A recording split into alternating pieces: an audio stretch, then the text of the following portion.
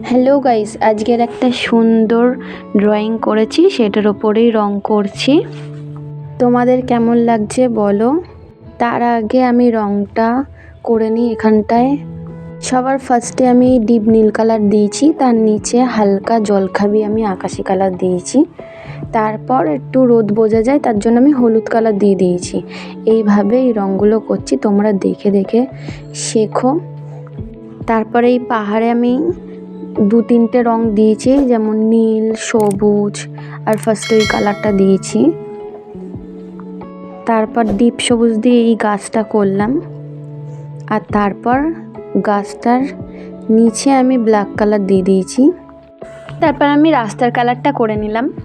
রাস্তার কালারটা করার পর আমি এখানে পদ্ম ফুল কালারটা করব। তো পদ্ম ফুলে তার আগে আমি সাদার মধ্যে একটু লাল, সামান্য একটু লাল আমি মিক্স করে এই কালারটা করেছি, আর তারপর লাল কালার দিয়েছি। তারপরে এই নিচের আমি গাছপালাটা করেছি হচ্ছে হলুদের মধ্যে সবুজ, ডিপ সবুজ, হালকা সবুজ, এইগুলো নিয়ে আমি বারবার করে হলুদ নিয়ে এই কালারগুলো করেছি। তারপর আমি এই জলের কালারটা করব। তো জলের কালারটা করার আগে আমি চারিদিকে জল খাবিয়ে নিয়েছি।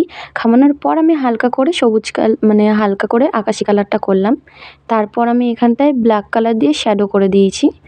করার পর আমি জল খাবিয়ে গায়ের রঙগুলো করছি। করার পর আমি সাদা করে দিয়েছি।